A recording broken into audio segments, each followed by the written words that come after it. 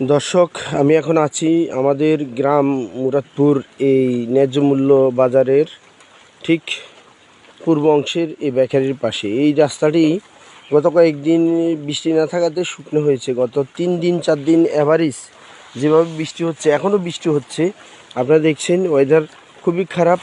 বৃষ্টিতে এই রাস্তাটি পুরোটি ভেসে গেছে। তো এই রাস্তাটি পুরোটা ভেসে যাওয়ার দুইটা কারণ আছে, যে আমাদের এই ন্যায্য মূল্যর ওই পাশে একটা বাঁশঝাড় আছে, বাঁশঝাড়ের একটু এদিকে একটা কালভার্ট ছিল। তো পশ্চিম পাশে যাদের রাস্তা জমি, তারা এই কালভার্টটি বন্ধ করে দেয়। বন্ধ করে দেওয়ার কারণে পানিগুলো ওইদিকে নিষ্কাশন না হতে পেরে এই রাস্তাটি ওভারটেক করে দক্ষিণ দিকে চলে যাচ্ছে।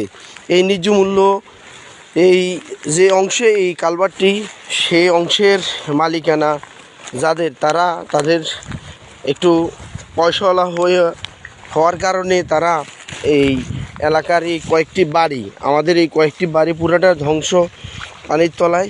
এবং এত নরম হয়ে গেছে মাটি যে গাছগুলো পর্যন্ত ভেঙে পড়ে যাচ্ছে। ডগির দিকে দেখেন, এই যে কতগুলো গাছ ভেঙে পড়ছে আমাদের রাস্তায়। তো এই ন্যায্য মূল্যর পরিস্থিতি, গত এই 3-4 দিনে টানা বৃষ্টিতে পানির স্রোত দেখেন, রাস্তার উপর দিয়ে পানি যাচ্ছে, রাস্তার উপর দিয়ে পানি যাচ্ছে। আমি আপনাদেরকে দেখানোর চেষ্টা করতেছি।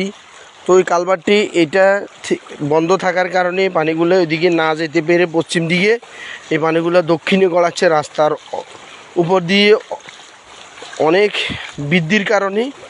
তো দর্শক, আমরা ক্ষমতা বলে এই এলাকার এই লোকদের কারণে আজকে আমরা এই পানির ভিতরে কষ্টটা করতে হচ্ছে আমাদেরকে।